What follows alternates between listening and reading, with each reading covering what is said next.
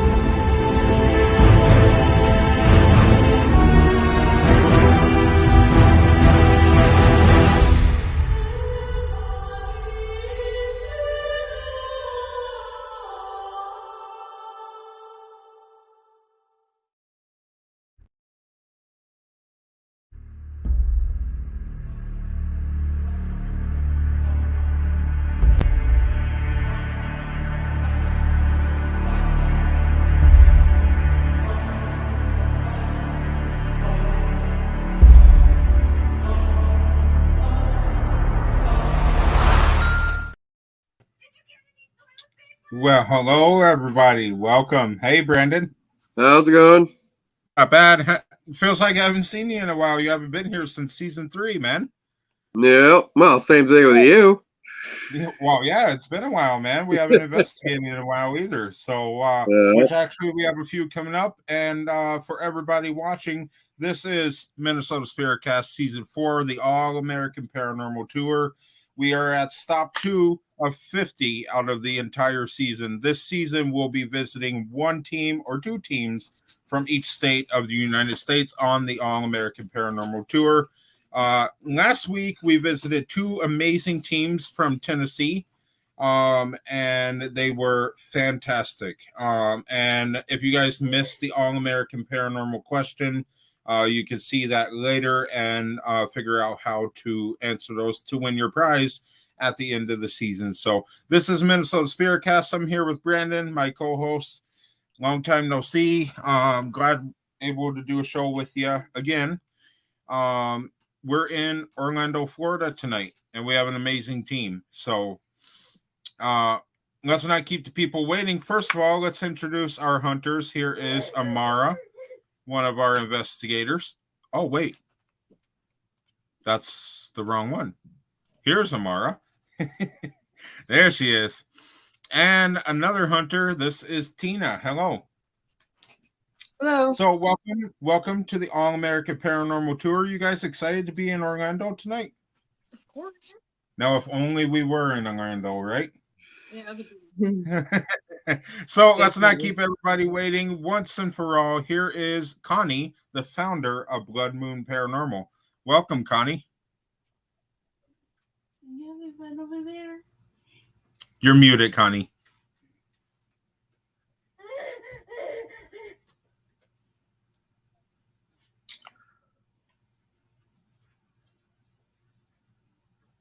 Did she freeze up? No. There How's we go. that? Okay, Is that there we better? go. There we go. There we go. We can hear you. Sorry about that. Connie, welcome to the show. You are here New computer. representing Thank you. Blood Moon Paranormal. Blood Moon Paranormal is your paranormal team, and we have some of your members here tonight. So let's introduce them before we get started. Here is John of Blood Moon Paranormal. Welcome. Here is Peter of Blood Moon Paranormal. Hello. And that looks like it's it. Brian might pop back in later. But this is Blood Moon Paranormal for everybody watching out of Orlando, Florida. Great team. I've been talking to Connie. We've been sharing some interesting things. And believe me when I say we got an interesting show for you guys tonight. So first of all, you guys are Blood Moon Paranormal. So Connie, tell us a little bit about why you started Blood Moon Paranormal. I started Blood Moon Paranormal back in 2015 because I had activity in my home, and I had called in a local team to come in and investigate. They ended up consulting with a priest up in North Carolina who deemed my house the type for all 4 types of paranormal activity. Wow. So it was quite active, and it's still active to this day. It sounds like it. Yeah. Wow, that's super interesting. So basically, I'll add that to the bucket list for Orlando revisit.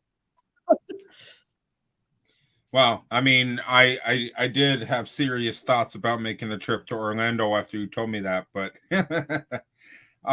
yeah, I would love to investigate. It sounds like a very interesting investigation. If you don't mind me asking, are you afraid? Definitely, yeah, it would be. You're not afraid, are you? No, No, not at all. No. Okay, but Never happened. here's a important question. Is there any part of the day that you don't want to just break out some equipment and investigate in your house every single day? There's when to do every day. I mean, it could be ongoing around here, and I guarantee you'd find activity. But I make sure I don't do that because that's just going to make things worse. Sure. And so I don't want to open up any kind of portals that may cause just by the communication process. And then I have to end up somebody like Peter can close them for me. So yeah. In fact, he was my mentor. He trained me on what to do. And so, John Prink is now my new lead investigator. Okay. Perfect. But it's not, it's ongoing all the time. I had someone here today clearing the house out, and they had someone here. So. Wow. Very interesting. And, you know, speaking of you, Peter. It can be very, very active. Wow. Okay. Well, I know that would be a lot of fun if I lived in a haunted house like that. All I'm saying. I couldn't help myself if I lived in a haunted house like that. So, Peter, what is right? Peter, what is your story of Blood Moon Paranormal? Why did you join the team? Well, I joined because I used to be in computer science, and as a boy, I saw spirits. Being raised strict Catholic, going to Catholic school, it wasn't very normal to be saying these things, that I saw things. So I just had shut it. Maybe by the time I was 8 or so, I decided I'm not going to talk about it. And if I see something, I'm going to ignore it and be like everyone else. Then I turned 38.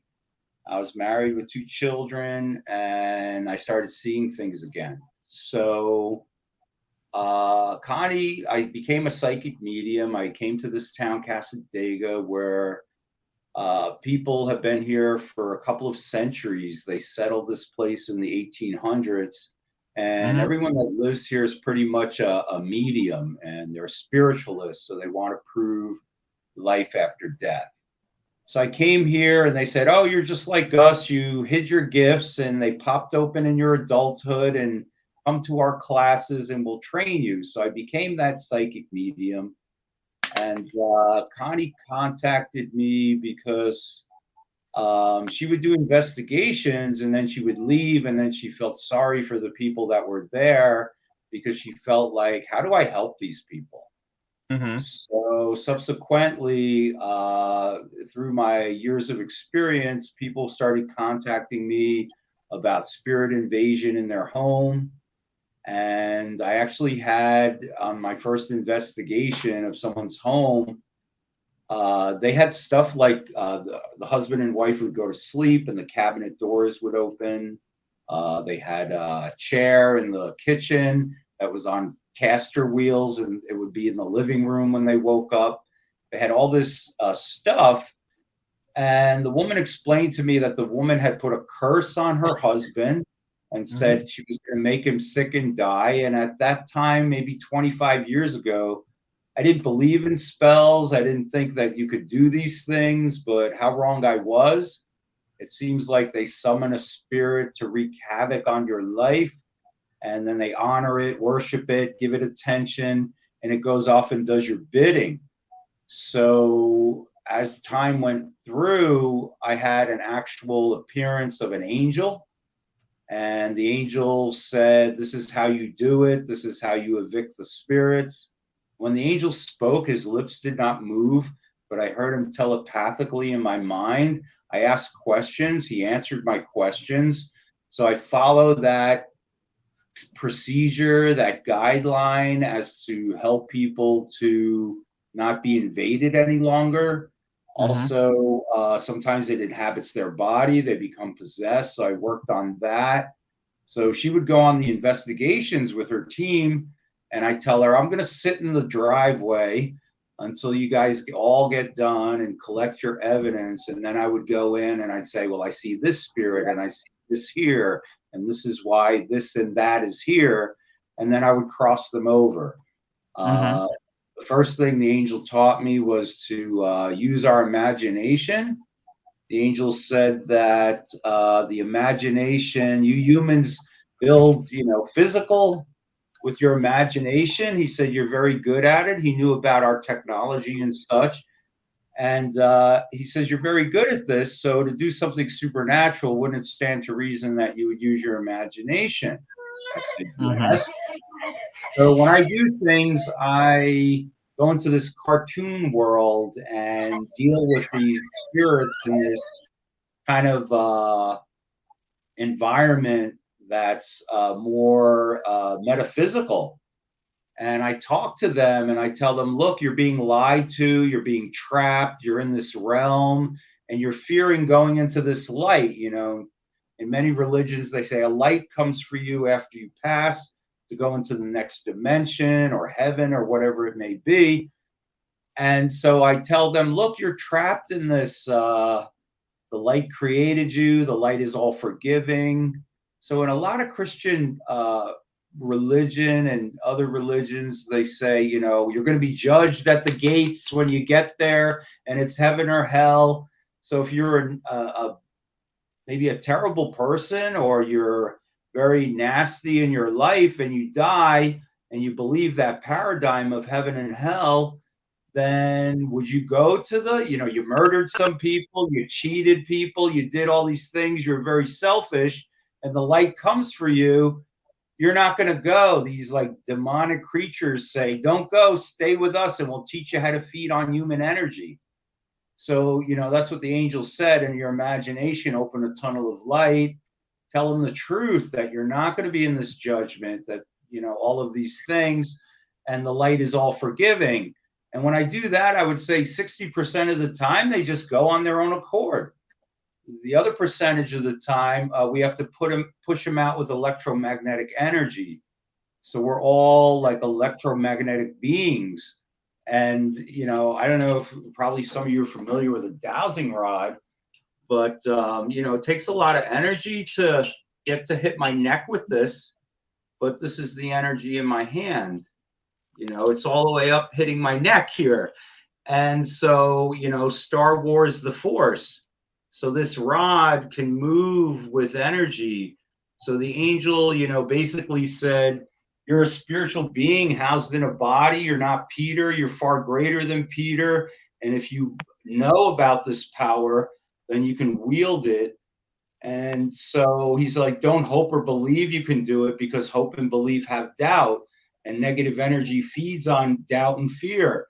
So be fearless. And the angel said, if you're willing to help us do this, then you'll always be protected by us. He also said that, in order to become an angel, he had to be a human first. And I thought, if you're going to help humans as part of your mission as an angel, I guess you'd have to know what an angel is, a human is. How could you help someone cold and hungry if you've never felt cold or hunger?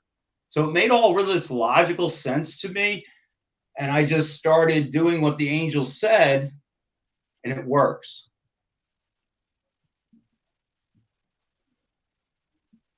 Marcus, you're still muted. Oops. Thanks, Brandon. Very interesting. I like the perspective that you put there with those dowsing rods, because I honestly didn't. I just know about holding them out like that. That's all. So Right. that was a great perspective that you give us. Thank you for that. John, how about you? How did you get started with Blood Moon Paranormal?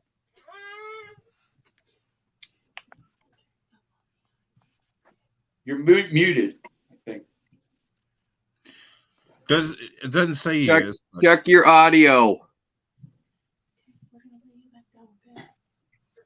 Yeah. Yeah, you're not muted. Now you are. Now you're not. You have to leave and then come back. Volume control, maybe. Check your volume.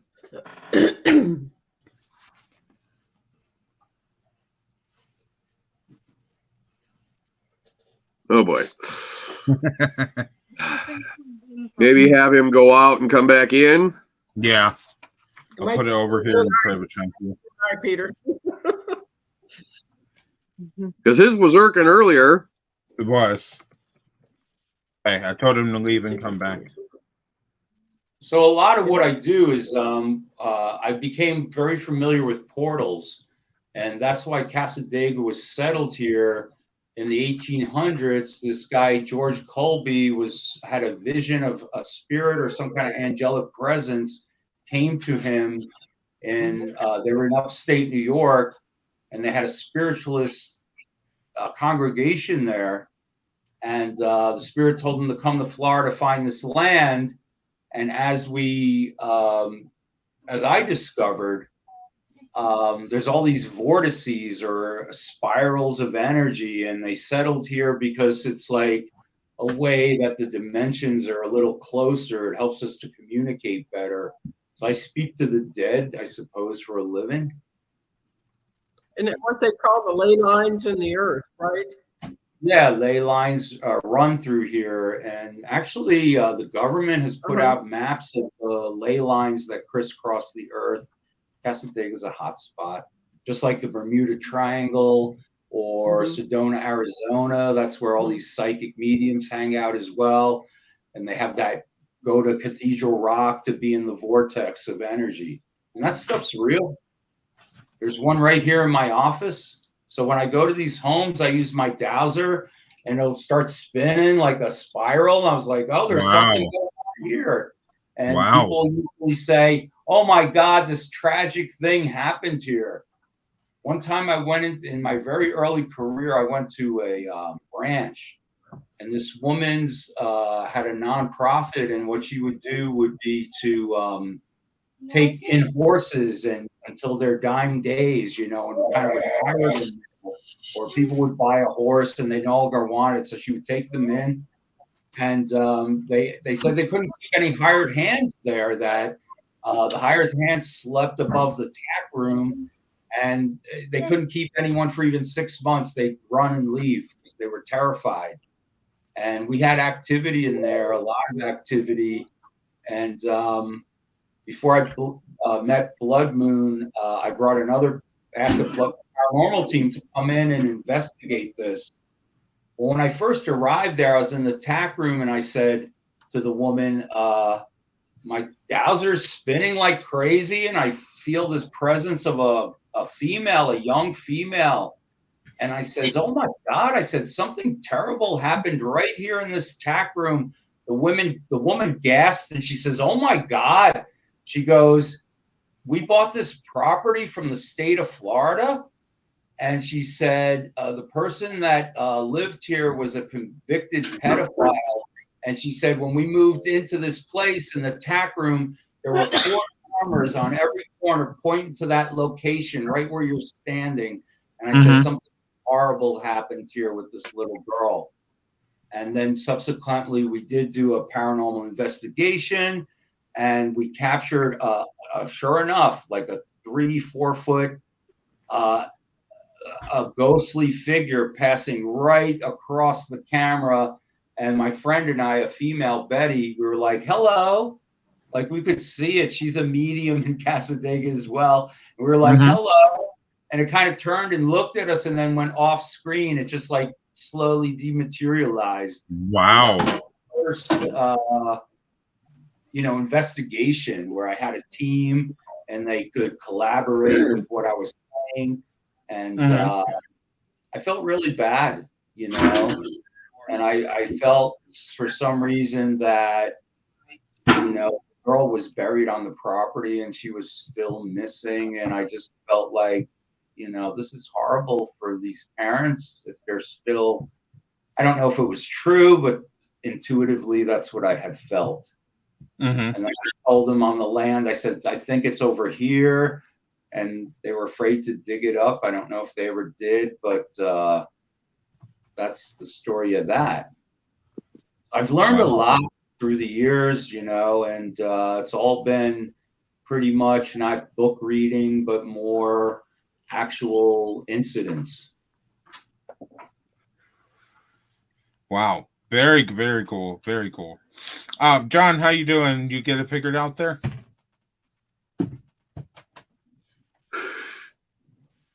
Oh, no. No. Something's going on. Yeah. The mute thing's not on, and we still don't have any audio. Must be Tell microphone or something. Tell him to go into his microphone settings and see if it's not set on the one that he's trying to use.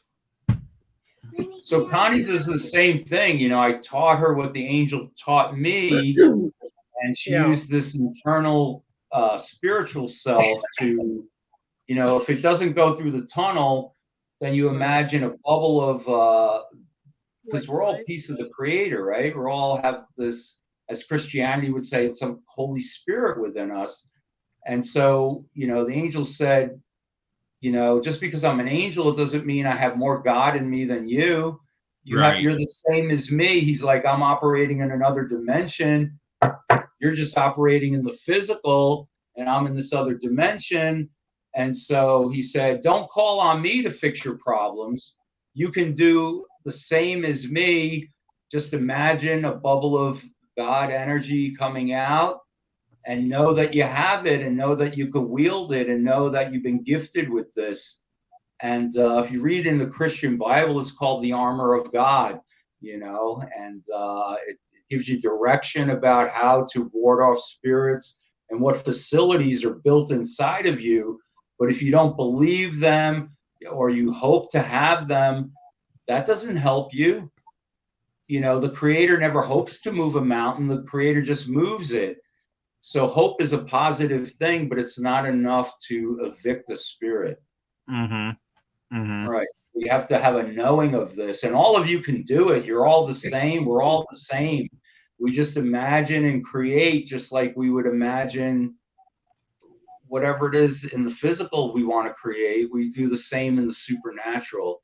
So, my ministry is all about, we're a Native American church as well, and I'm a medicine man, but our church is about empowering people to find this gift within them, that we all have these capabilities.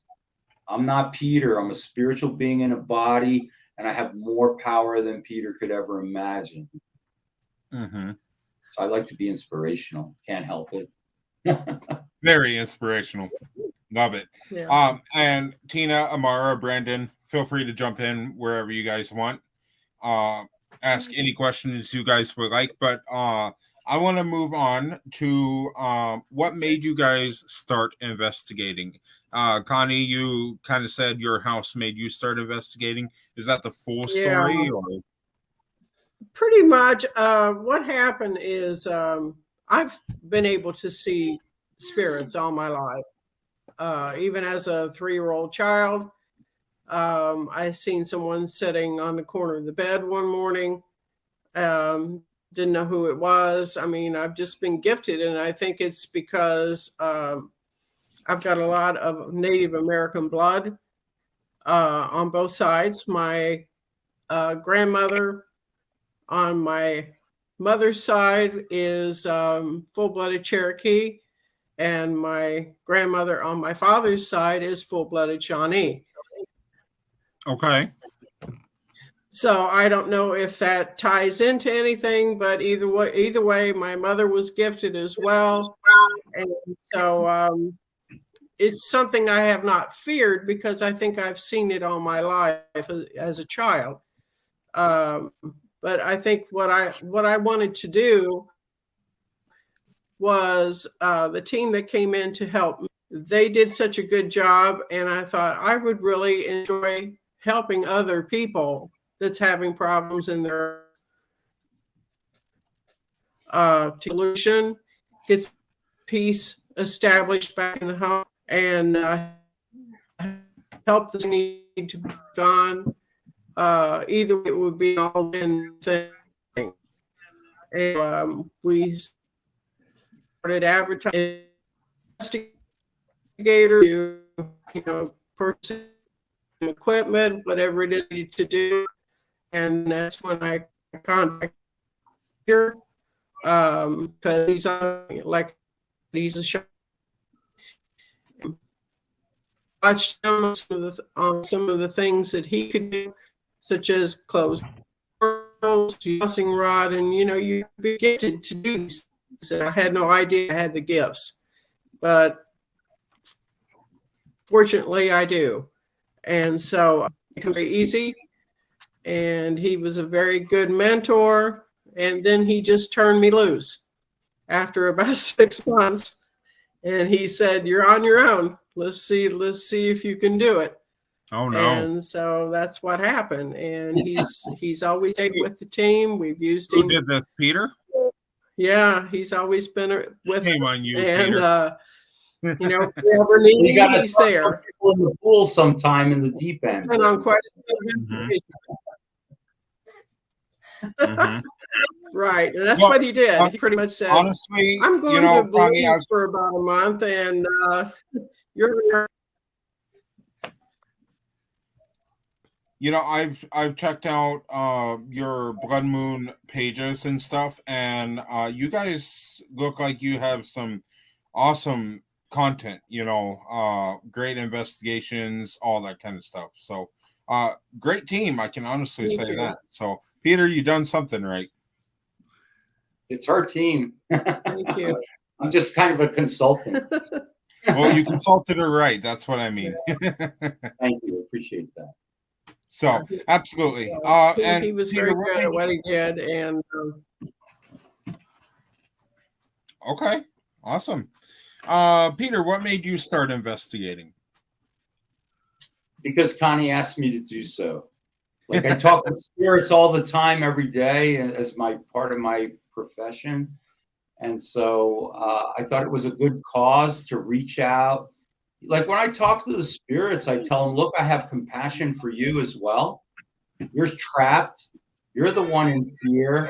You're the one being lied to." So with all these spirits, you know, I say to the spirit, "I care about the family that you're invading their house, but also we have compassion for you. Why don't you take the tunnel of light so that you can be free and you don't need to be trapped and you don't this and this, that." And I tell them the truth. You're not going to be judged. You're not going to go to this fiery place. The light is all forgiving. Just go there. And it releases them. And then all parties are happy. The people that live there, the spirits that were trapped, whatever holds that spirit. It could be regret. It could be that they were not a nice person and they're afraid. But whatever that is, I try to relieve that for the spirit. And if they still don't go, we do a countdown like 10, 9, 8, 0, and we close the portal.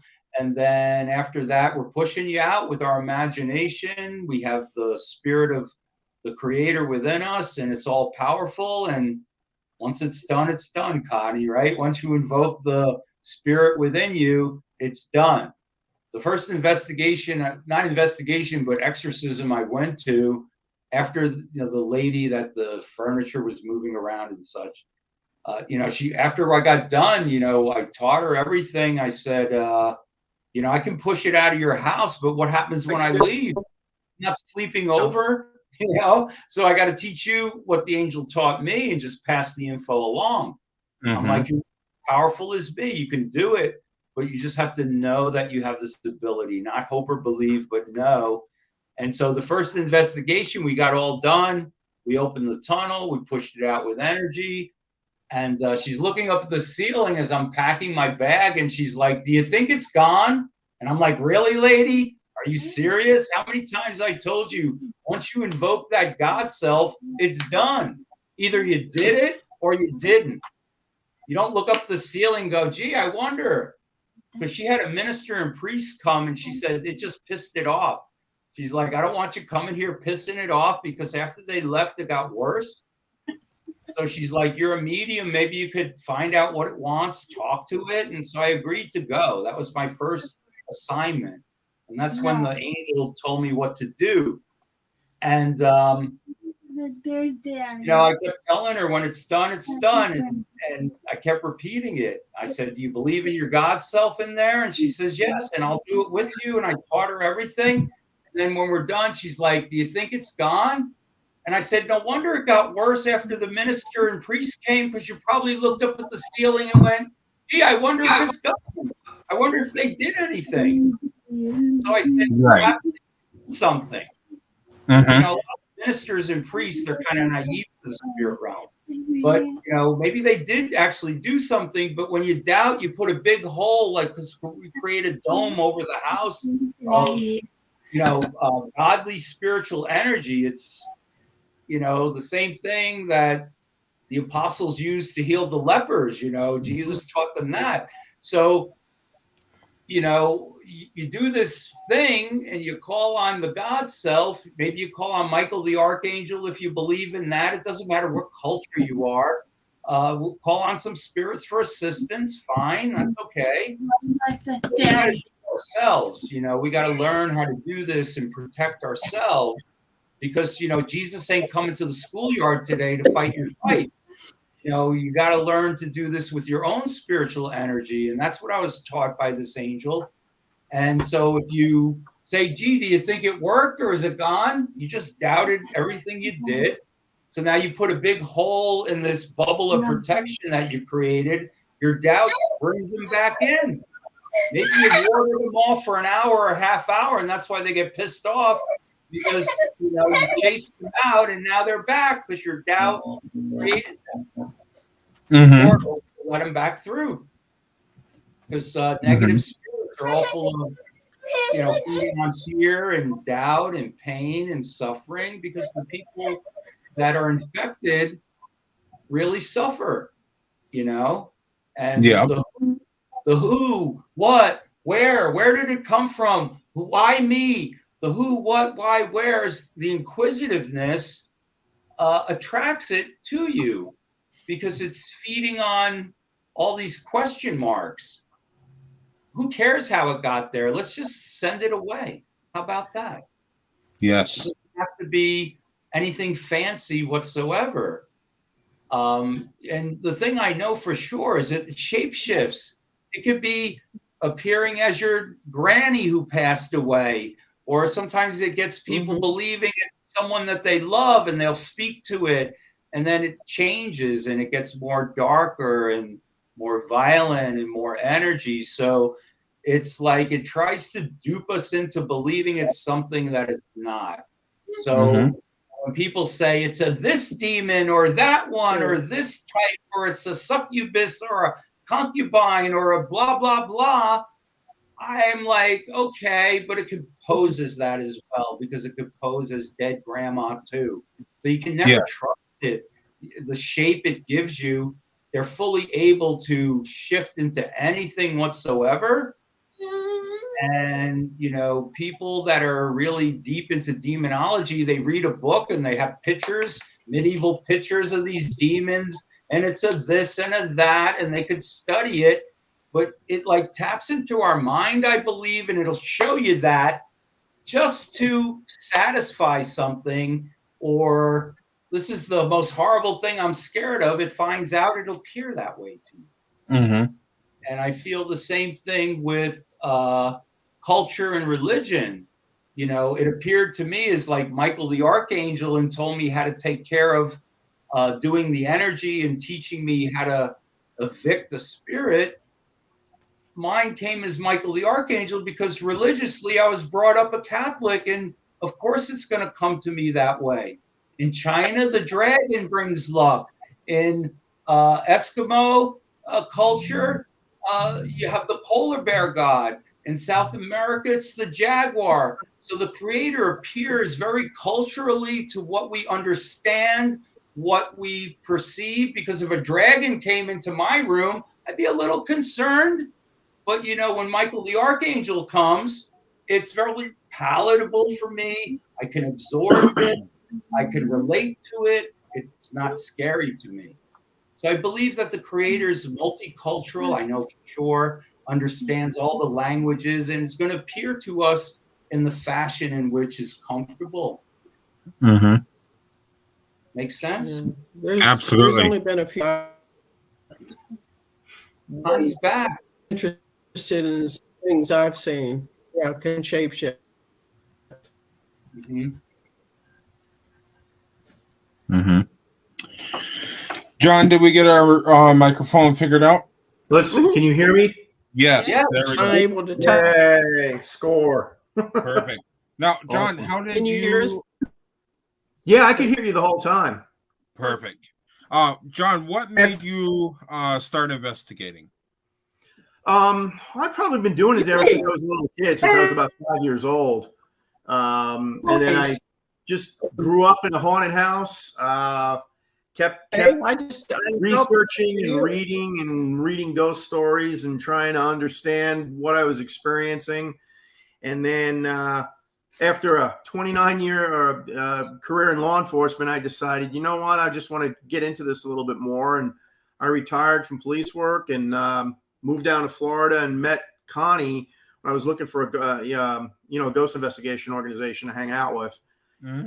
And met her and went on a few investigations with her, and I was completely and totally hooked after that. So, I mean, I've lived in a number of haunted houses. It's just been a real a fun time. It's about I just love doing it. I can't get enough of it. Every investigation I go on is new and exciting. You know, you never know what it's like a box of chocolates. You never know what you're going to get. Truly. Yeah. That's the thing about. We practice safety, but we make sure we have a good time. What's that, Connie? Connie, what did you say? I said we practice safety first, but at the same time, I said we practice safety first, but at the same time, we have a good time with each other. Yes, we do. It's everybody's pranks on each other. Common interest in it. It really is. To get to the end goal, and hopefully we all find something exciting while we're doing it. So it's I just have a good time with it. I just enjoy it. Can't get enough of it. If I can add, Brandon, you've been with me the longest out of all the hunters here. They sound awfully a lot like our team. Well, yeah. Playing pranks on each other and giving each other crap, and you know. Yeah, we have a good time. But I see Amara Don over there. She hasn't even been with us that long. She knows us. Keep in mind, I also am the guest, Brendan. Yeah, so. right. Yeah. Right. Everybody, all right. Everybody brings something to the team. You know, everybody's got a different gift. Absolutely. Team. When we need one kind of thing, we focus with one person and whatever it is. They need a demonologist, or they need somebody to do an exorcism like Peter does, or somebody like me that's an empath. Whatever they need. Everybody's got a different gift, and we focus on that. And but everybody's welcome to the party, and it's just a good time overall. And it's always different. We never know who's going to show up to an investigation. We have a bunch of people invited out, but you just never know who's going to end up being there. You could have a team of 2, team of 3, or team of 10. It all depends. I was going to add something to what John's saying. It's like, you were like, my whole life I went from this house, it was haunted, and this one, and this one, and this one. Well, from what I see with my clients, I have clients like that, and they're like, when I was a little boy, it was here, or a little girl, whatever, and then I was here, and every house I lived in has been haunted, but it's not that. It's that you're gifted to see it. So no matter where you live, no matter where you go, you're going to see it, you know? Yeah. And that's Yep. just the plain truth. So, you know, And of you've course been now your life. we've been, you know, I just bought a house about a year and a half ago. So I've been doing a lot of work in the house, tearing things around, just, you know, redecorating, putting things in. Everything's in chaos, right? It's like I'm living in a perpetual construction zone for the last year and a half. And there's a lot of activity in the house. So we understand from the neighbors that the original owners are still alive.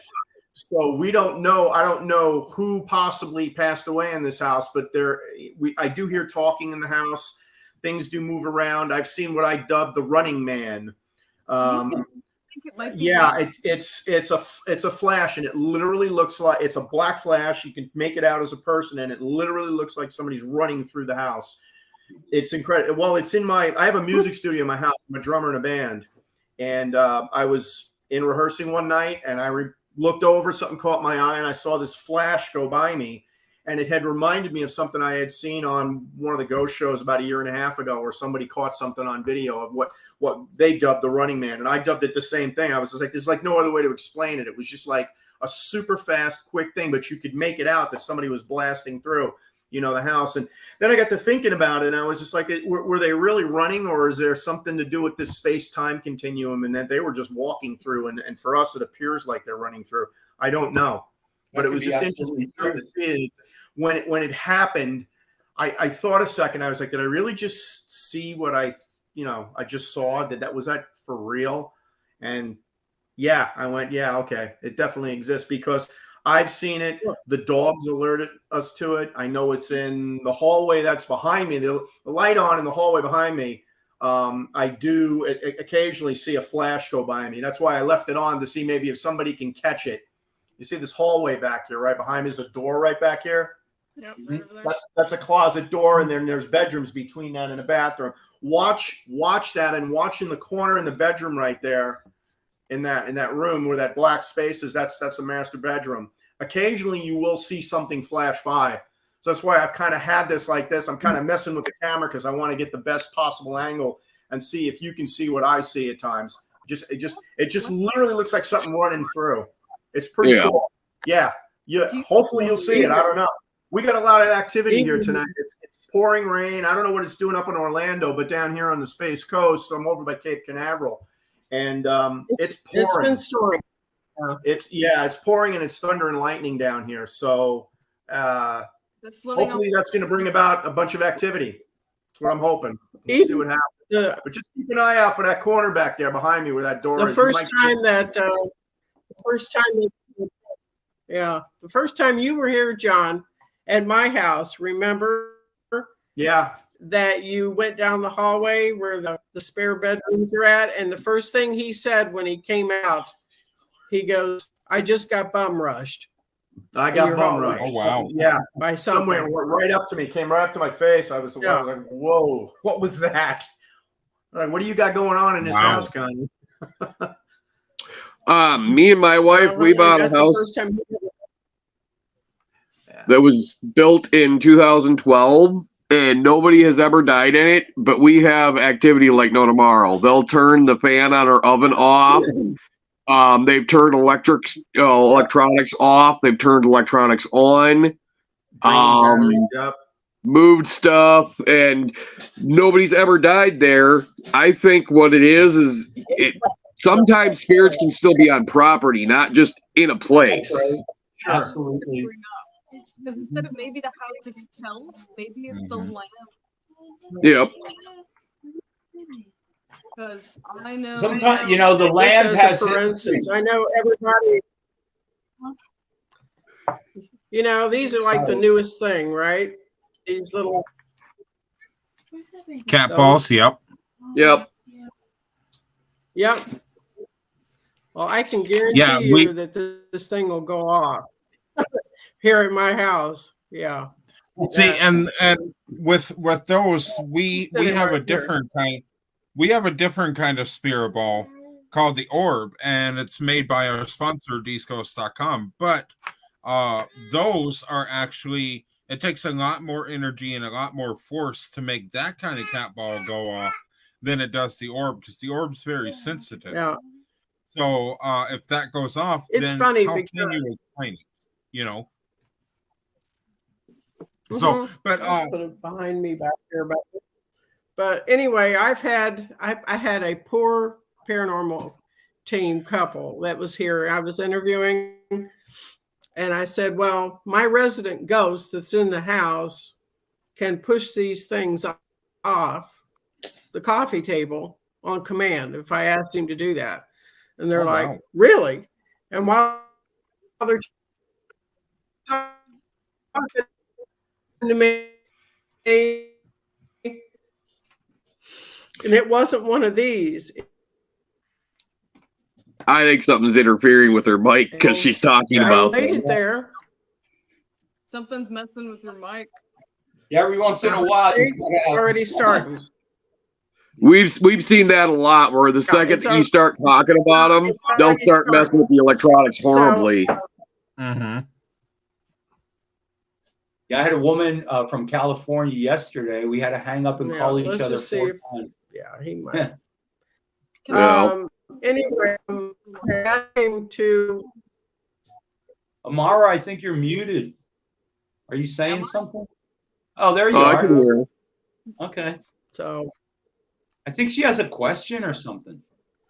yeah, I so I mean, anyway, long story short was he literally rolled that pen right off the coffee table and it fell on the floor. And I mean, and it Wow. rolled a good 6 inches by itself.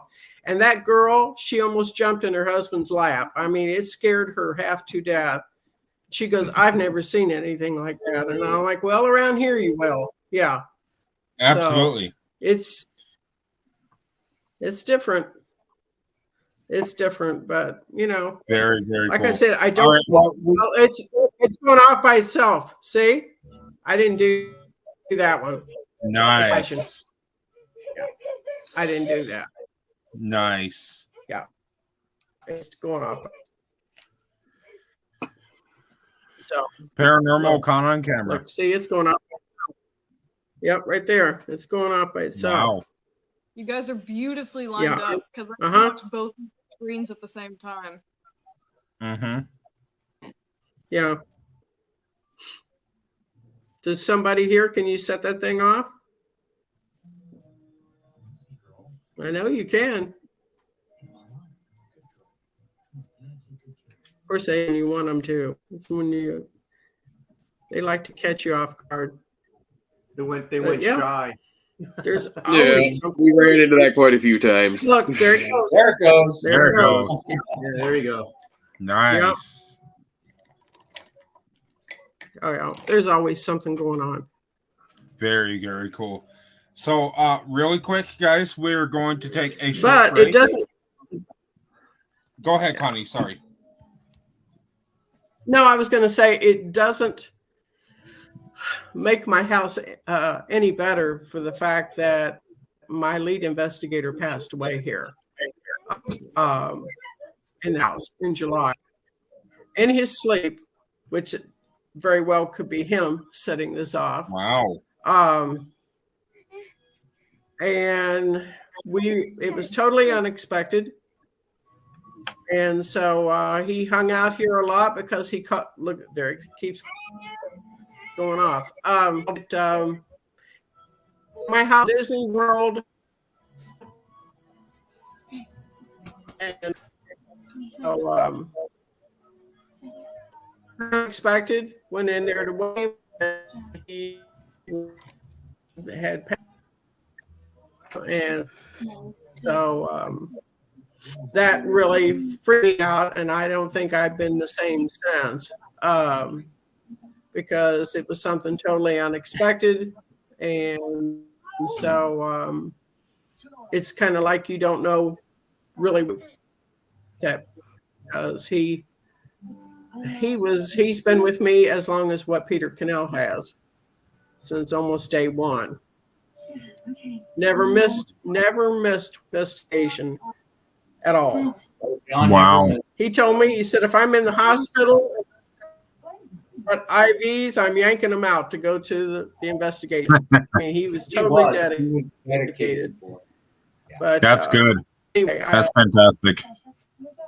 yeah, flashing again. Yeah, John's probably here doing the thing with it. That's true. I'm telling you, if there was a chance, definitely, he would be. Connie, have you seen him in the he house would be setting since July? Nothing is setting it off. Yeah.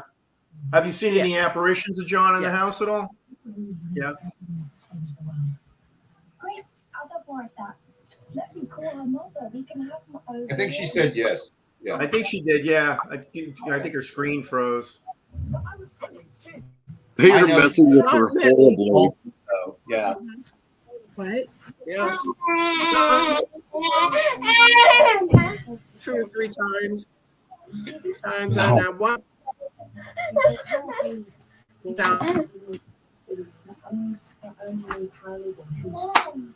I'm so sorry. What's this thing is going crazy over here. Oh yeah. Okay, taking the mission there, Marcus. It just keeps flashing. Yeah, so we're gonna take a short break and then we're gonna move on because we have a lot more awesome questions for you guys. So we're gonna take a short break for anybody who needs to use the bathroom or anything. All right. And after we get back, we're gonna talk about some of your bucket list places, what your team specializes in, and much more. So everybody who's watching right now, this is Blood Moon Paranormal. We'll be right back. Also, if you guys are interested, tomorrow a new episode of Minnesota Spirit Hunters premieres live on YouTube, and here is the trailer for it right after this.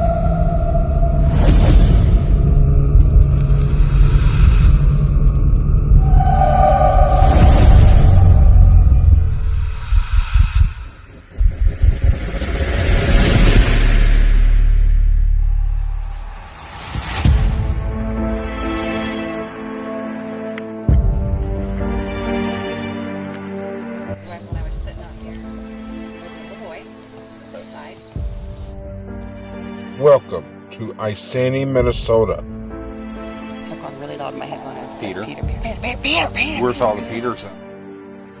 Home to lots of farmland and numerous activities and even haunted buildings.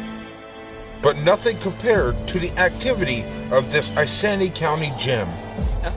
Was one of the coolest pieces of evidence in Minnesota Spirit Hunters history. Except for they're pulling it like towards Brandon, the mouthpiece towards Brandon. There you go. awesome. Thanks for coming in. So come join the hunters on their journey in Big Meadow Cemetery.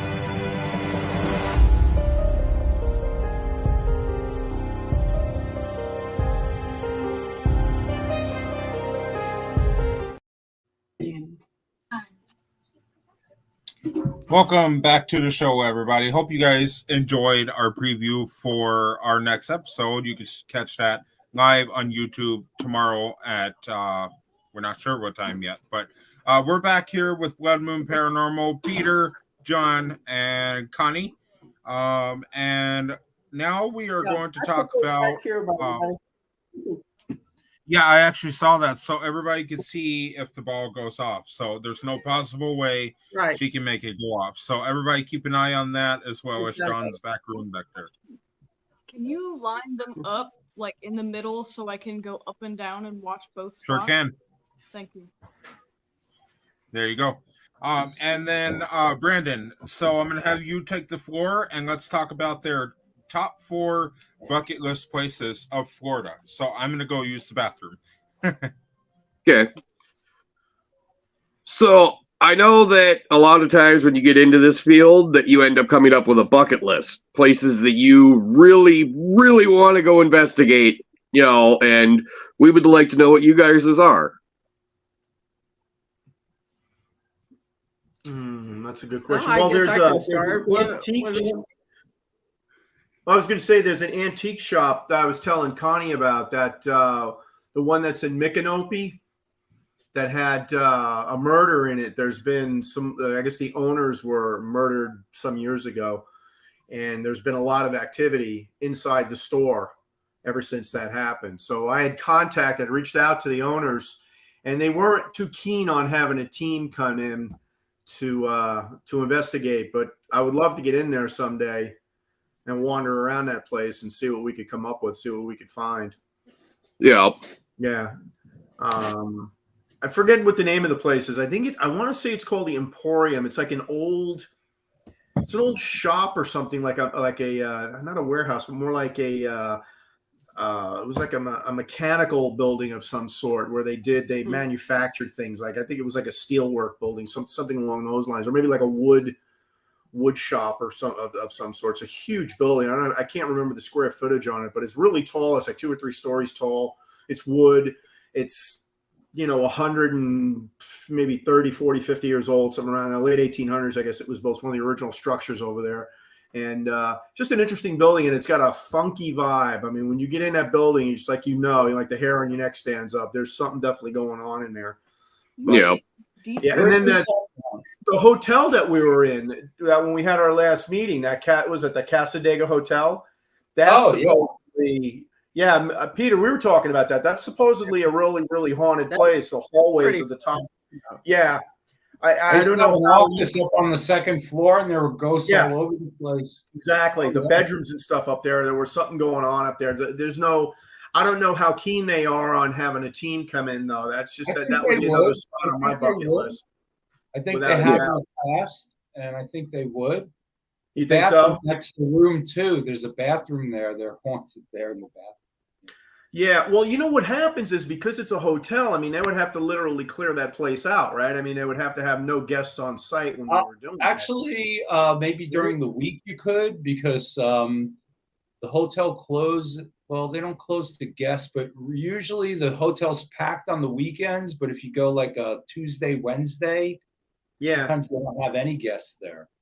So I'd be up for that if you wanted to do something like that. Maybe do it like a Tuesday or Wednesday night. Bring the equipment out and just run rampant in here. Find out about it if you want to do it. Sure, that'd be fun. I would be up for that. Absolutely. And what about Connie? That's down by me. That place where we were going to eat that time. What was, I can't remember the name of it. It's another house. It's next to you. I think it was an old railway station that was kind of like an inn, and it's down here near Cocoa. And it's Ashley's, I think it's called, right? Is that the place we were talking about? I think that's it. Yeah, I think it's called Ashley's. I believe that's it. Yeah, it's a restaurant that's down here. It's supposed to be famously haunted. So that's 3 of the 4 that I can actually think of the top of my head. We got to grab another one. I can't think of another one right now.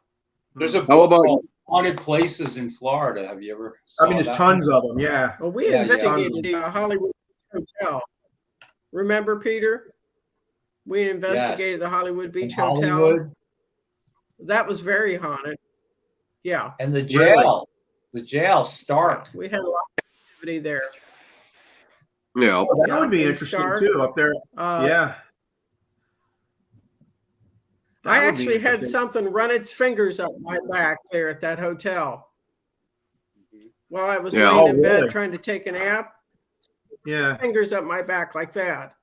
And it said, "You had a hard day." And I'm like, yeah, if it's one of these guys, I'm going to kill somebody, because they were in there bothering me, trying to take a nap. And it was outside. I'd been out in this Florida heat. And I've told everybody, I'm like, I'm going to go take a nap before, we investigate tonight. And then you feel something go like this up your back like that. And I'm like, you've got to be kidding me. And Yeah. there's nobody in there. I mean, and I'm talking away to it. It's like, you've had a hard day. I'm like, yeah, go away. Let me alone, So, but, another place I think would be really interesting, and I've heard that it's really creepy, is I don't know if you guys remember where that plane crashed in the Everglades long time ago. I've heard of it. Marcus, Where that Yes. plane took off from I and it went. I've got to go pick up Kara from somewhere, so I'm going to jump off. Okay. Yeah. Thank you. All right. Talk to you later. Yeah, later. Yeah, Take care. and I remember that it was Value Jet or who it was. I think it was Value Jet. Anyway, there was smoke in the cabin, and anyway, it crashed in the Everglades, and everybody on board passed. Wow. And they have set up a memorial out there in those Everglades for this Value Jet crash. And one of my friends went out there to investigate, and she went out, and it was like pitch dark down there, which I don't know if I could do that. But anyway, she was getting the real spider senses from being out there. And she said that was really creepy out there. Wow. Value jet crash, huh?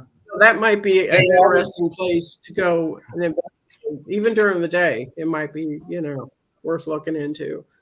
Yeah, Oh, I need to get some good Florida's reports. a hot spot, right? Yeah. St. Augustine. 1909. They had that's the 110 first people were settlement. killed in that crash. That's what it was. Right. Yep. Well, St. Augustine, Florida is the first settlement in the United States since Right. the 1500s or 1400s. 1565. Exactly. They do ghost tours in St. Augustine. The lighthouse is supposed to be in the old fort. Yeah. Mm-hmm. And then Yeah, Spring that's- Hill, the Battle of Spring Hill over on the West Hill. Coast. Yeah. That's supposed to be a lot of battles over there. That's over on the west coast side of the state. That's on the Gulf side. right. And that's where we I were had at one of my on an clients investigation send me a that time. I'm sorry? No, I was going to say that you remember me telling you where I got a vision of an Indian brave that walked up to me, and I gave you his name, remember? Yes. And that's where we were at in Spring Hill. And I seen him walk up and stand right beside of me. And I described him, gave Peter his name, and Peter said, I've heard of him. And that was the Battle of Spring Hill right there, the big battle right there. Wow. Remember earlier we were talking about like the land being possessed. It doesn't have to be the house. I was on that show, Kindred Spirits, and I went to that town. Anyway, I was at that town, and the people that they had, flute music going, and they heard this growling and such. And I went in there, and I was like, as soon as I walked in, I was like, there's music playing, there's flute music, and the woman was like, yeah, we hear that all the time, you know? And so definitely wherever there's been violence, it seems to be, you know, one client of mine, she brought me a picture. It was a full apparition ghost with the uniform, and he was just taking pictures in Gettysburg and in the cemetery, and it was you could see his entire outfit, and it was so clear and crisp, that photograph. You couldn't dispute it whatsoever. Right. You Wow. could read like the lettering on the uniform, what like regiment he was in, and all of this. Yeah. I remember Anything that has, and so you know, I didn't get the investigation I did, you know, it was a brand new house. They were like, we never had any activity. But the same thing, the woman was like, every place I've lived in, there's been a ghost. And I'm like, yeah, because they know that you can recognize. They're not going to pester people that are oblivious to them. They can't interact with those kinds of people. It's people like us that are aware that they'll torment and try to get our attention, right? And then you kind of just gotta not pay attention to it and just, you know, kind of go on with your life in order to not feed into things. That's what I say. If you feed or you become scared, then they got you. Now they can prey on you. So, you know, for people that are listening, I would say that the best thing that you could do is if you're being haunted and it's disturbing you or waking you at night and different things, the best thing that you can do is tell them to go to the light, number one, that there's this freedom in the light, that they don't need to be trapped any longer. And the other thing I would say is, you know, don't feed back the energy. It's like playing a tennis match. You hit a ball to me, I hit it back. You hit it to me, I hit it back. And don't hit it back. You know, just be like, okay, it's here. Yeah. Right. Yeah. Right. So we're gonna move. Just the other night. Go ahead, Connie. No, I was just going to say the other night I got up to in the middle of the night just to use the restroom, and you get up, you come back to bed, and you hear hello. Oh wow! Just you know. No, thank you. Well, okay. Yeah. So I'm like, I just ignored it and went back to. The thing is I really enjoy investigating paranormal. I absolutely love it. I'm going to say like 4 years ago, if I heard something drop in the next room, I was cuddling up under my blanket trying to hide from it. I was a big baby. I kind of still am, but I really enjoy it now. But when it goes as far as, you know, it being in the comfort of your home, I don't know if I would like that, you know. So and it's awesome that you're comfortable with that much energy in your house.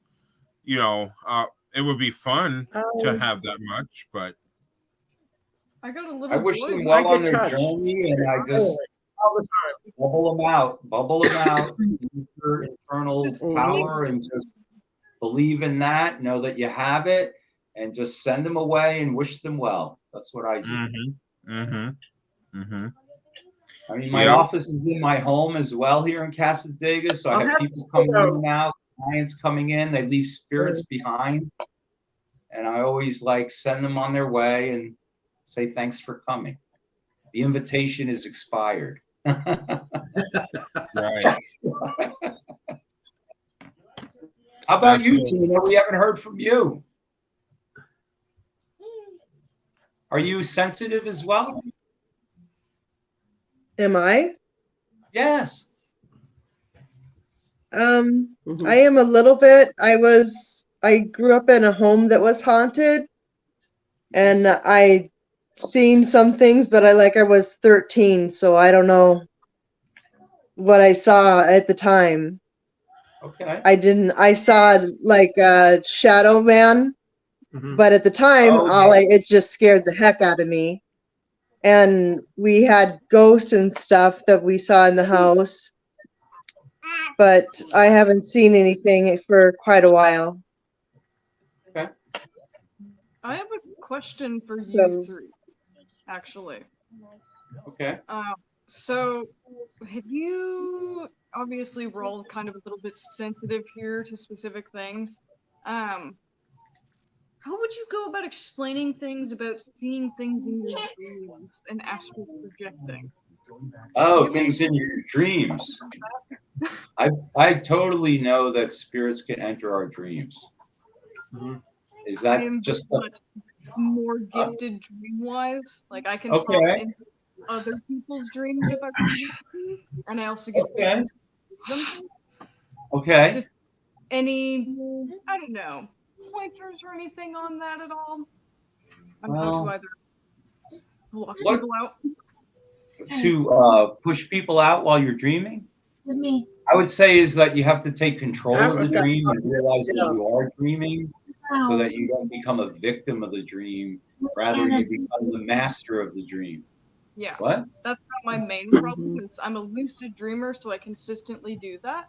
But I accidentally pull other people into my dreams sometimes. Okay. And not always a positive environment. Okay. When you mean people, are they living people or you're not sure? Or you know these people sometimes? And then they say, oh, I had the same dream? That kind of thing? That's fascinating. I have lucid dreams, but I've never had like a shared dream with someone. It's lucid dreaming and astral projecting at the same time. So I'm trying to figure out a way how to block people out, because if I'm not aware they are in my dream, I tend to have nightmares a good amount of time, or talk with non-living people. And sometimes that can be scary for other living people I know when they don't know how to go about any of that at all. So I'm trying to figure out a way how to make sure people can't enter in a sense. Can't what? Can't like enter. Oh, I see. I see. Sometimes they're strangers, right? People that you don't even know, or they could be spirits you don't know as well, right? Yeah, from time to time. It's also people I do know that get sucked in, and I don't want to. Trying to have them be in that environment. Know what I mean? Right. So you're trying to protect them from it, right? Pretty much. So I don't know the answer. You know, I don't know everything, but I do feel like, you know, everything is an energetic bond. And since you have a bond with these people, you share maybe the same vibration with them. And this is how they enter. And I don't know how to stop it because I don't experience that. I've astral traveled plenty of times, but I don't usually take someone along with me. Because one of the people I can do that with is my boyfriend, but I don't want him coming along with that because he can't handle that. I see. Especially if I'm talking to someone who is not living. Yeah. So, I don't know the answer, and maybe you'll find out, and maybe you can shed some light on it for us. Process of elimination so far, pretty much. You know, we're all gifted, and our minds are all wired differently. I come across people with so many different gifts. I work differently as a psychic medium than someone else down the street. So, you know, it's specialized to you, right? Pretty much. Maybe one day you can write a book and enlighten us. Yeah. Yeah. Did you ever think of journaling all these things? And I actually do have a dream journal. I tend to, because even sometimes my regular dreams have meanings, but mainly for me as a person. Right. I do document them, and I've talked with one of my friends that has passed by unfortunate circumstances. I've also talked to other people I don't know. I've brought my friends into my dreams, and then the next day I text them and I'm like, hey, did you have this dream? And they're like, and I'm like, damn, my bad, because I'm like, I didn't do that. I would call you a dream carrier. You carry people in. That could be the title of your book. Yeah. Amara, the dream carrier. Into other people's stuff. And I'm like, hi. Right on. Oh, that's actually interesting. I never heard about that before. I've never had a shared dream before, so very cool. A book would be nice. Something weird about that though is because you've seen my necklace I have for my grandfather, so Yeah. Franklin's dad. A weird connection that we have. He somehow figured out that from time to time with my dreams, they're not always the best. So whenever I wear his necklace, it has his ashes in the necklace itself. I just don't dream. That's good. So he's protecting you. It's very interesting. Yeah, the ancestors, they protect us. They're in the spirit realm and they love us and they want good things for us. I totally am with that. Mm-hmm. Mm-hmm. When we do Native American rituals, we always ask the ancestors to come in and help us. And that's always part of almost every ritual. Our ancestors are not dead. They're still with us. They just don't have a body. So it's good. Mm-hmm. Absolutely. Perfect. So we're going to move to one of our final questions of the night here. What makes, in y'all's opinion, what makes Florida a good place to take a paranormal tour? Like, if somebody wanted to come to Florida, strictly tour for paranormal, like the buildings and locations and all that, what makes Florida a good place for that? The Bermuda Triangle. Yeah, the history of the state. Got a little bit of everything. Yeah, there's a lot going on here. Every state has history, not just Florida, but also a lot of ley lines come through here. And we got the Bermuda Triangle right offshore. And, well, not every place, but a lot of places, they have these hot spots of twirling energy that holds the consciousness. So I feel that too. Sorry, John. What were you saying? No, go ahead. No, go ahead. I'm done. Okay. He's looking for the ghost. I think we've got a little bit of everything. I saw something in the corner and I thought it was. I'm saying things. Honestly, I'm kind of drawn to your camera. I'm not gonna lie. What's that? I'm being kind of drawn to his camera. Like, I feel the need to kind of look at it. Oh, that's a shot. No, but I think. I saw this. Marcus, we've got right here. everything here. I can explain it away. I saw this little dark thing. I thought maybe somebody was peeking in, and I looked and I realized that it's the shadow coming off the doorknob. So, yeah, give everybody a solo look there. And I've been watching John over in that back doorway. I haven't seen nothing yet, but nothing yet. Nope. All right. Yeah, I'm just waiting for the activity because it is thundering and lightning out here, and it's raining very hard. So it's just like anything can happen. Sucks to be Florida, huh? Sucks to be in Florida. I don't mind it.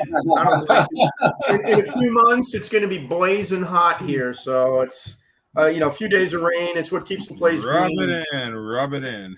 Yeah. What's the weather like up there? It's cold, right? Still. No, actually, it's. You guys see this? See what's in my hallway? Here, I'm going to put it on solo layout here. Oh yeah. See? Yeah. Oh yeah. See if you feel anything from that. That was just in my hallway yesterday. Oh yeah. Yeah, I see at the back of it. There's something. Yeah. Absolutely, there's something there. I feel like. Oh, yeah. I feel like it's right in the crack of that very back door there. Yep. That's what I feel. Well, that's an example. Yeah. Yeah. I mean, it does kind of cause a headache just looking at it. Yeah. I think no matter where you go, there's activity. I think there's more of them than there is us. I have this guy right now. He's become totally aware. He takes pictures and videos and all these things, and now he's gone from being asleep to awake, and it just fascinates the hell out of him. And I said, now that you can see, you're always going to see. You can't take it away. And yeah, so You know, and he goes, everywhere I go, I see this, I see that. I said, think of how many people have died on this planet through all the millennials, centuries. There's more of them here than us. Yes. Right. Amara, you had a question? One of them that would be really cool is if anybody could manage to get to Mount Everest and do something there. The amount of people that are up there, I don't know. I feel like they would have very interesting stories to tell and different experiences. Different climates. Yeah. That would be an interesting place if you could get up there, right? See what I mean? Well, here's my take on investigations, and you guys could correct me if I'm wrong and share your opinion, but I believe that it all depends on your intentions when you're investigating. If you don't have the correct intentions, who's to say you're going to get activity at all? You know, and there's been places we went to, like a place in Bram, about 25 minutes from me here. We went to this cemetery that we thought was super haunted because I would hear things just driving by it. And we go to the cemetery and we were lucky to get one EVP, something like that. But our intentions are always the same when we're investigating. But Tina, you were actually there with us for that one. You can clarify that we didn't get anything at that one. So no.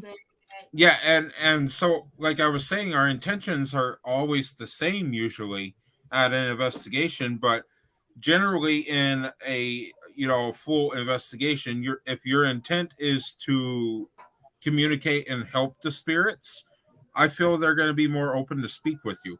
Yeah. But if you're there for like, I'm here because I need some footage just for popularity, or I need clout, or I need something like that, they're not going to show themselves. Sure. I feel that's what it's all about. Nice. I agree. So, yeah. So there's validity to that. Perfect. Yeah, and a lot of people are there just for the popularity part of it. Absolutely. There's people out there for popularity, clout, and the money. Okay. Exactly. We don't charge a dime for investigations. We don't either. Do we take donations? Absolutely. You want to leave us a donation? Guess where that money is going? That is going right back into the team to get more equipment, get us to these investigations, and get us in these investigations. But no, that's how we are too. Yeah, that's how we are too. We've always been like that. If I ever certify Minnesota Spirit Hunters as a business, it's obviously going to be a nonprofit because everything that we make is going to go right back into the team. That's the way it always is. Right. I believe you are a true greedy and butthole if you charge people for an investigation because they can't help that they have paranormal in their house. Yeah. You know, and some of these people might be in danger. We don't know. You know, we're going into these investigations completely blind. We're only going in with the small pieces of information that they've given us. And we got to work based on what we've been given prior to the investigation. So it's up to us to figure out what's there. If they don't think it's something super serious and we get there and we find a demonic figure or entity or something, they didn't know about that. They're in danger, possibly. So it's our job to help them with that. If we can't help them, then we got to set them up with a connection who can, so why charge for any of that, for our benefit? No, we're not trying to benefit off of it. We're trying to help them benefit off of it. So or find them help, right? Yes, absolutely. And we even have connections down in Florida with you guys. I don't know if you guys have heard of the Wizard Stable, Ken Allen. But he was actually here in the chat, but he's down in Florida. He does a lot of all kinds of different things, and he's been a connection for a long time. We got connections like even out of the US. We have connections everywhere. So honestly, if somebody in Canada needed our help, sure, we're one of the closest states to Canada, but what if we can't travel to Canada? We're going to send somebody in Canada who can go and investigate. So there he is, right there. Yeah. There's my man Ken right there. Yeah. No, but we've partnered with some other teams. Pennsylvania Paranormal, they've contacted us before, and we've got some referrals from them because we belong to the National Paranormal Society as well, and we're in their directory, and we also belong to it's called paranormalsocieties.org. Oh yeah, and I actually. If I can, I'm going to be honest. That's how I found you guys. I found you guys on that website. Yeah. So I used that website and I found we already have like over 40 episodes scheduled for this season. I found them almost all on there. So really good website. Okay. Nice. Yeah, it is. It really is. The National Paranormal Society, they frown on any team charging for an investigation. Now, granted, someone like if you're a shaman like Peter, if he goes out for shaman services, things that he has to do, they're entitled. They can charge. But that's what I do for a living. I don't have any other job or means of income. So yeah. Right. Yeah. And it is a donation, I'd say I like to have this much, but if you can't afford it, I'm still gonna help you, Yes. So he's it's still a sliding scale thing, We're a church and so we're a nonprofit, so everything's on sliding scale. Absolutely. And there are some very poor people that do actually need help that they cannot afford even a donation, and we'll happily go help them. Right. I hear a baby. Yeah, she got her finger stuck in a laptop. Oh. You okay? I see she's pictures of her. She's so cute. Yeah. Thank you. Yeah, she's playing with my old laptop. Got her finger stuck in it. Oh. That can hurt. You're fine. You're fine. Oh, well, she wants to But come as say. far as All right, there she is, the star. There she is. There she is. Say hi. Hi. She looks like you. Yes. Oh, She boy. looks like Daddy. That's scary. You can't deny her. Yeah. Oh boy. There she goes. So as we as I don't want to end the show with you guys, but unfortunately we have to at some point. But we are nearing the end. So since we are nearing the end, I want to ask you guys, what is next for Blood Moon Paranormal? Any investigation that comes up. Bingo. Yeah. Absolutely. I would like to branch out and start maybe looking into like some webcasts, as far as maybe some podcast type thing, having some guest stars ourselves. We would like, personally, I would like to see a really good app where we could advertise. Other than, because people really don't know where to find help, I think is their biggest thing.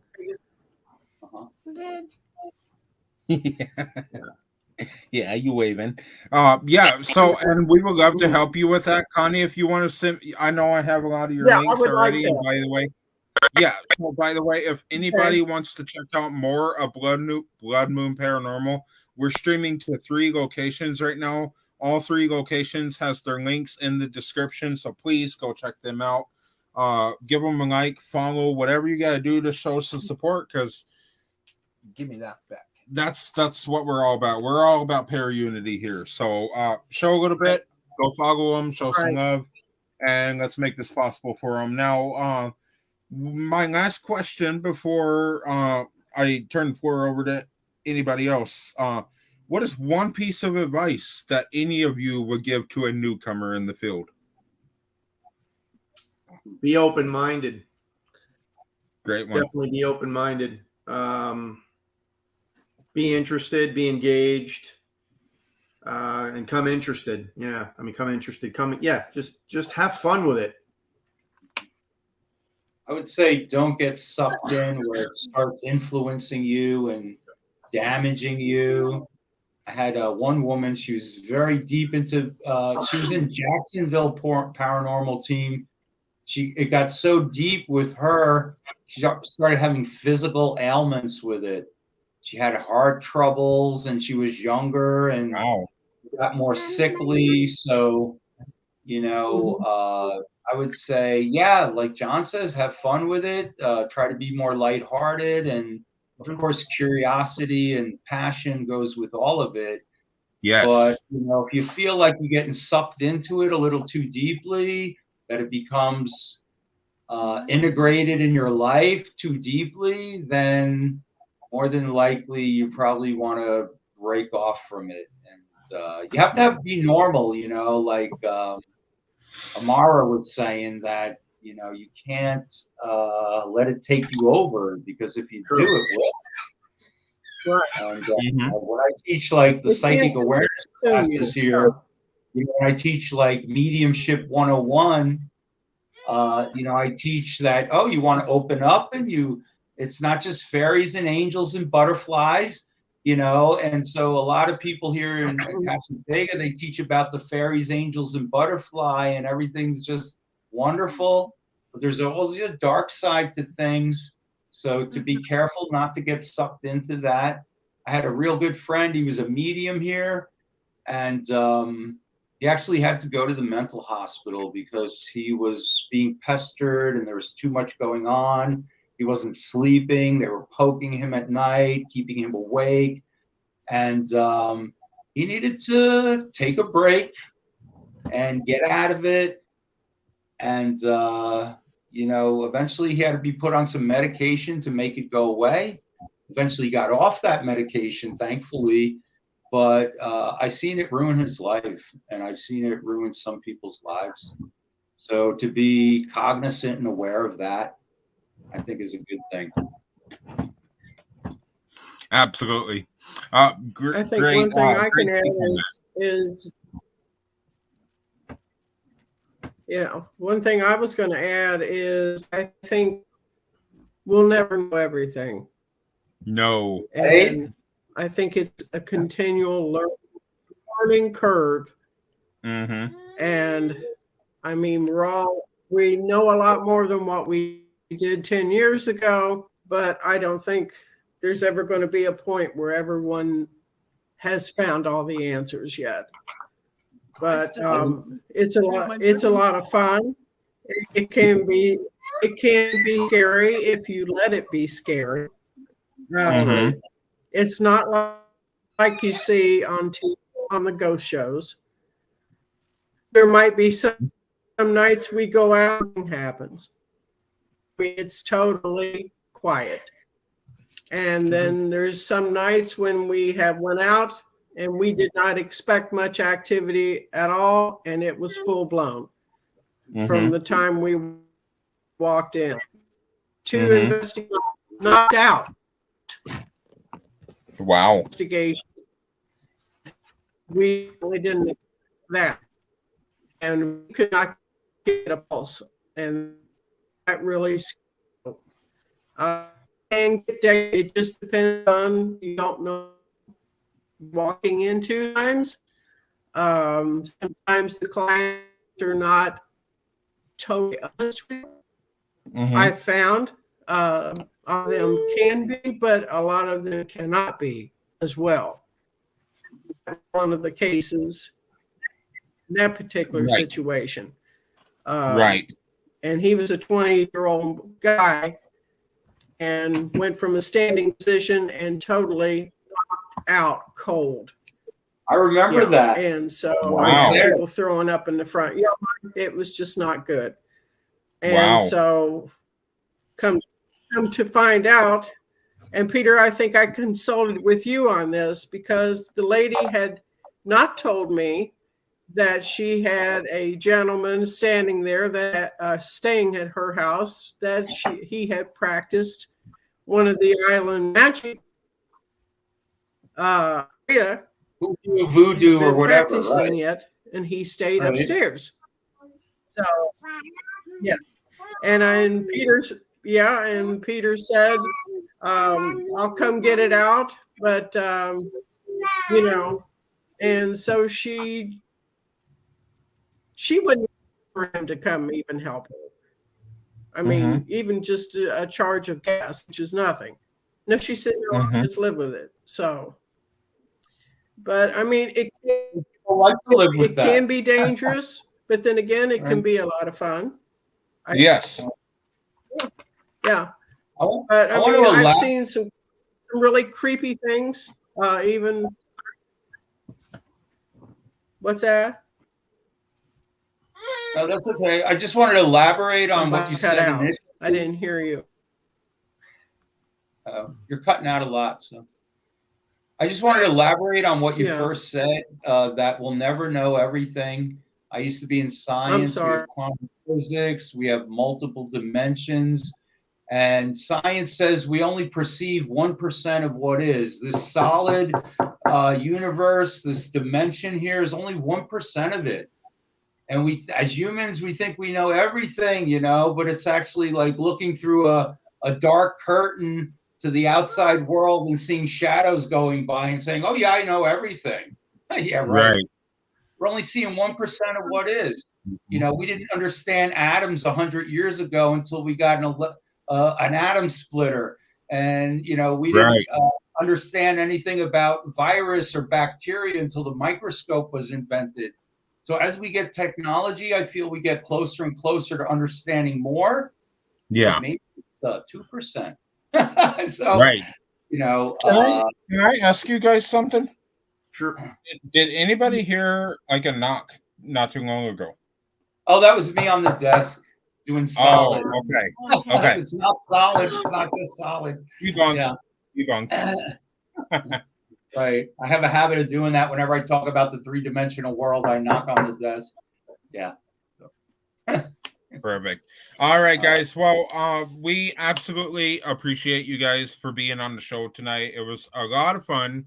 But if you guys want, anyway, no, go ahead. Thank you for having us. Yeah. Oh, thanks for having us out. Appreciate it. No, most definitely. Thank you guys for having coming on and having us. Yes, I have absolutely. stories that I would tell you sometime, Mark. Okay. Yeah. Absolutely. I just want to say something to Amara. I think she's very good. I mean, I actually see the redhead with the lizard skull, everything. I have actually seen that thing. Right. Wow. I can feel it. Mm-hmm. She definitely.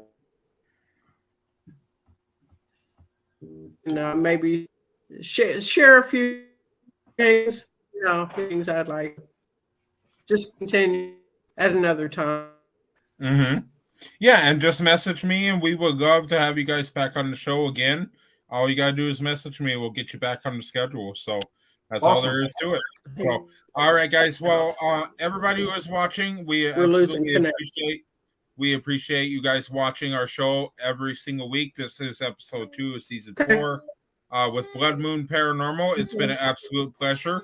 We hope you guys have a great night. Enjoy that warm weather and send some our way. Thanks. Good night now. Yep. Good night. See you guys. Thank you very much. Okay. That one, and that one. All right, guys. Well, Tina, Amara, thank you guys very much. Brandon, but he's not here. Great show. Definitely makes you want to go to Florida for sure. And I mean, who doesn't want to go to Florida? But great team, lots of history, lots of knowledge, and much more. So as far as you two, thank you guys very much for coming on and hosting this show with me. And I definitely look forward to more in the future. So thanks a lot. Of course. All right. You guys have a good night.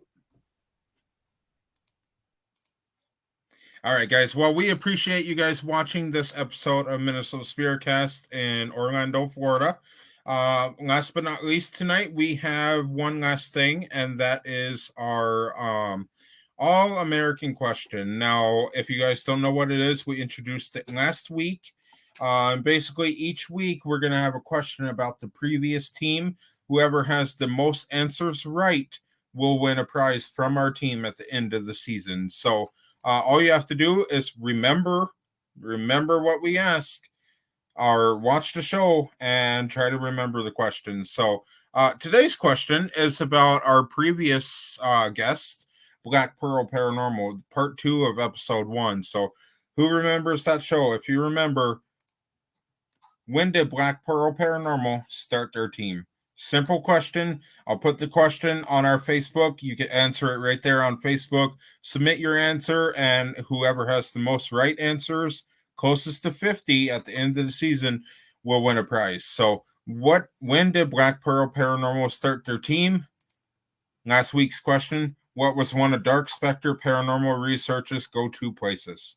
2 simple questions, 2 episodes. Go back, watch them, submit your questions or submit your answers, and good luck. So that's all I have for you guys. We hope you guys have a very interesting and good night. Great investigations coming up. Great episodes of this show coming up, and lots more. Be sure to check out our sponsors, DeezGhost.com, TNS Creations, and our partners, the Up Program, and Parapost Network, Paralinks Plus. So until next week, we will be in Idaho next week. Idaho Falls. Oh, sorry. We'll be in Kanoe, Hawaii next week. So we're going all the way to Hawaii next week. And we have an absolutely amazing person from Hawaii with a short mini tour of the beautiful Honolulu. So keep an eye out for that. And until next week, we hope you guys have a fantastic night. We'll see you guys next time. Happy hunting.